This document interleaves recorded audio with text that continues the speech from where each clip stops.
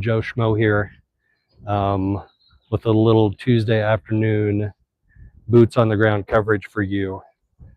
So this was kind of a last minute decision to go live. So no warnings for anybody.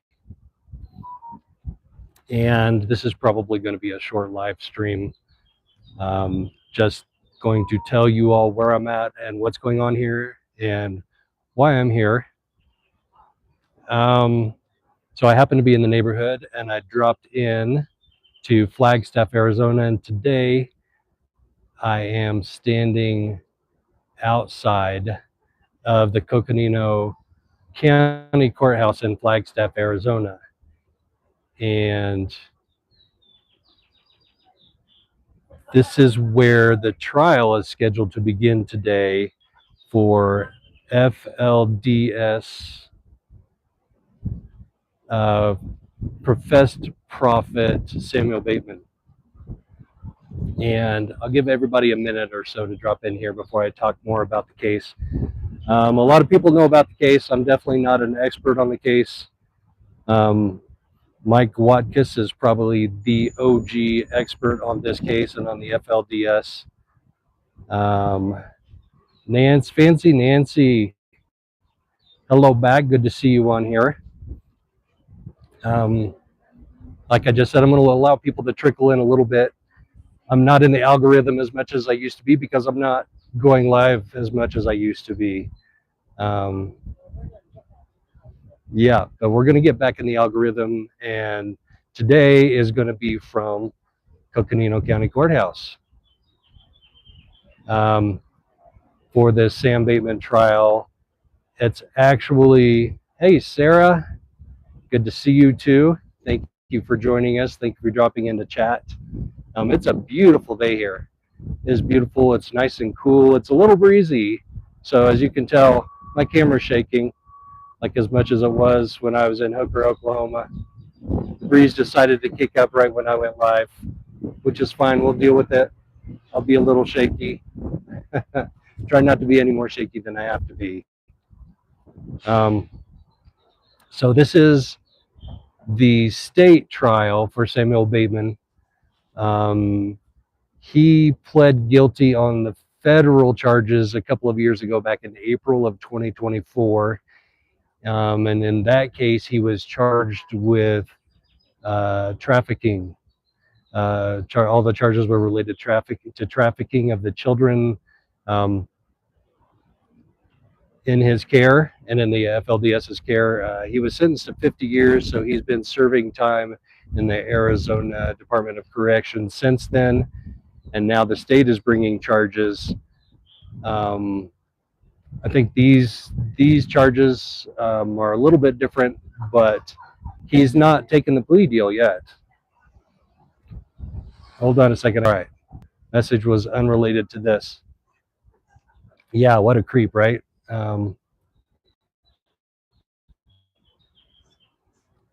So he took over for the FLDS when the vacuum was created by Warren Jeffs going to prison for his charges back in the late 20-teens when he went to prison. And there are still people in the FLDS church that claim Warren Jeffs as a prophet of God and as the real prophet of God. But now Samuel Bateman has become their devil and is no longer revered like that and held like that for most FLDS church members. In fact, probably all of them.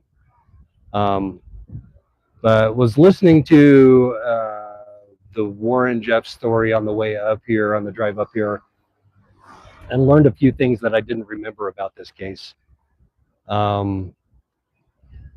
When Rulon Jeffs, who was the former head of the FLDS church, passed away in the early 2000s, I think 2002, Warren Jeffs took over. Now, Warren Jeffs had like 30 brothers and 32 sisters, so it wasn't necessarily his by default, and he wasn't appointed as that, but he just kind of took over the FLDS church and he made it his own.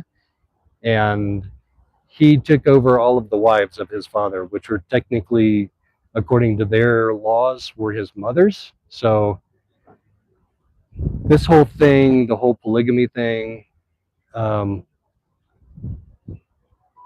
is kind of interesting to me because that was the split between the original LDS Church, which I grew up in. Most of you know that I grew up at the LDS Church, but back 100+ years ago, the LDS Church decided to comply with U.S. law, and they disallowed polygamy, legally disallowed polygamy, and said the church isn't going to practice polygamy anymore. Do they, Fancy Nancy? They still worship Samuel Bateman? Oh gosh. See, this the one person I heard interviewed on the way up here, and that's one person out of thousands of FLDS members, said that they don't anymore. But hey, Seth, good to see you in here. It is all perverted, and that's what mainstream LDS people will tell you, that this offshoot of the FLDS, so that's Fundamentalist Church of Jesus Christ of Latter-day Saints, or they used to call themselves Fundamentalist Mormons, and now it's just been abbreviated shorter to FLDS. The main difference between them and mainstream LDS is the polygamy. They allow the polygamy. Yeah. Yep, you're right, Seth. It's disgusting and it's gross. And for some reason, back in 2021, he reached out to Mike Watkis, and he said that God had given him a vision or an instruction that he was to meet Mike Watkis and the Queen of England. And Mike Watkis said that is one of his biggest regrets, is agreeing to meet with Samuel Bateman in 2021. Squeegee, I am live. I am live from the Coconino County Courthouse in Flagstaff, Arizona, where the trial of Samuel Bateman is set to begin. Well, jury selection begins today. So I'll tell you about jury selection here in a little bit. Yeah, Queen of England got nothing on Mike Watkis. That's right. And she hasn't even met with Sam Bateman, but Mike Watkis regrets that meeting. But he just had this uncanny feeling that there was something going on, something illegal going on. So he reported Samuel Bateman multiple times, according to Mike, to the FBI. And it took them a little while, and it took them an accidental sighting here in Flagstaff.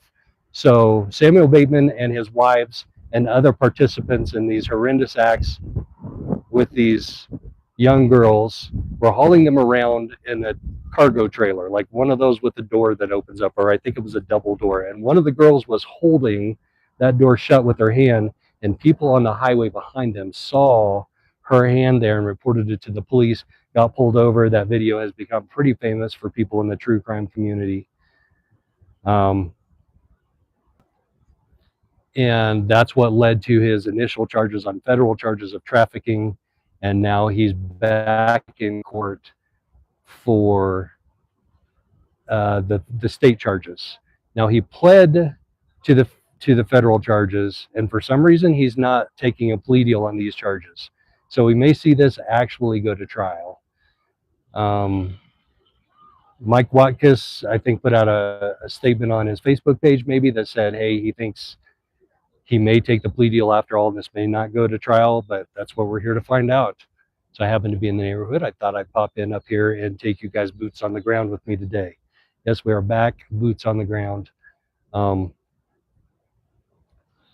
As far as jury selection today, so they're starting with a jury pool of the court security. The head of court security, chief of security here at the courthouse, said about 100 in the jury pool. So if you remember right, that's a little bit bigger than the jury pool they had for Lori Gallery than Lori Daybell's gallery was by a little bit, not a huge amount. It's bench style or church pew style, however you want to call it. So it's going to depend on how many people can squeeze into each of the benches. There's a shorter bench in front, and then there are 4 longer benches behind the shorter benches on each side. So 8 long benches, 2 short benches. I estimate probably maybe 80 people will be able to sit in those, which is pretty much the jury pool. So The media may not be allowed in for jury selection today, especially for voir dire, the initial voir dire of the entire jury pool. So we'll just hang out and see how it goes and take our cues from the court officers and see what we're allowed to go in and see. Oh no, it's freezing up on you. Trace, is your stream fine? Yes. Okay. Well, I hope you come back, and I hope the stream's better when you come back, Fancy Nancy. Thank you so much for joining. I was getting into, before I got sidetracked on my little rabbit trail, like the similarities and differences between the regular LDS church, I'm going to call it the regular LDS church, and the FLDS. So polygamy is like the main divide, right? Like when the LDS church came out 100 plus years ago and said, no more polygamy in the church, we're not going to practice polygamy anymore. The FLDS church split off and does practice polygamy. And in fact, they teach that that the more wives you have, the higher status in the celestial kingdom you'll get when you move on to the next life, right? So first of all, you have to be married and sealed to your wives to get into the celestial kingdom. And then once you get in the celestial kingdom in the FLDS church, I heard something today that you have to have a minimum of 3 wives to get into the highest level of the celestial kingdom. But once you're there, you will be able to spend all of the rest of the eternity procreating with your heavenly wives and creating heavenly offspring that get put on planets. So to have planets for your offspring, you've got to be able to create those and create galaxies and universes, solar systems, galaxies and universes. So that basically makes you a god. And that's not very far off from something that I was taught in the LDS church and something that I had a big problem with. Wow, I haven't been talking that long. I'm already going hoarse. Hold on one second here. I'm going to get a water. I shall be right back. Enjoy the view of the Coconina County Courthouse for 30 seconds. Break time. All right.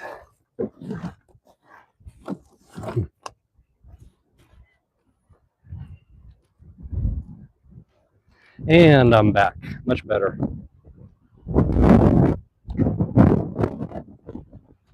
So,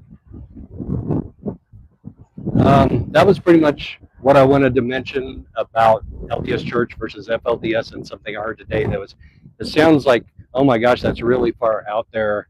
How can anybody believe that someday you'll end up a god and procreating? But people believe that, and people in mainstream LDS Church believe that when they get up to that level of teaching, that they're ready to receive that. So it strains the belief system, but they believe it, and there are a lot of good, intelligent Mormons out there that believe it. Caring, loving people that don't kidnap young girls and take them away and marry them and force them into all sorts of horrible things at young ages, like the FLDS Church does. So that's the other thing that's created by this, the power of one person in the FLDS Church. They're a prophet of God, and you're not allowed to question what they say, no matter how old you are, no matter what they tell you to do. You are to do what they say if you're a follower of the church and believer that that person is a true prophet of God.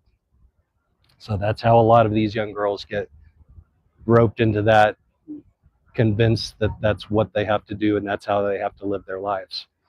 So good, we got this guy off the street. Good, we got his predecessor off of the streets and is in prison, but he's still supposedly giving orders from prison. So, and is still thought by a lot of FLDS members to still be a prophet of God. So run.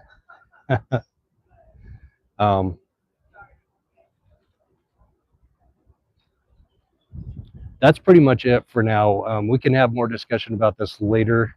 when I'm not standing outside and I don't have any notes or any video to share with you to make it a little more interesting. But his trial supposedly starts today. Jury selection starts today. Am I in the KKK? That's a weird question. No. No, it's not a plantation. This is actually it is in the southern United States, but the Southwest. This is in Arizona. This is Coconino County Courthouse in Flagstaff. That's where Samuel Baton's trial will be. It is a cool older building, made out of I don't know what kind of stone. And we do have permission to take laptops and phones into the courtroom. So if I do get in there, I can give you live updates from inside the courtroom. So stay tuned for that. Check my X account. JS Media 88, I think, is my X account. I haven't tweeted live boots on the ground in so long that I can't remember it off the top of my head. I'm going to have to fix that.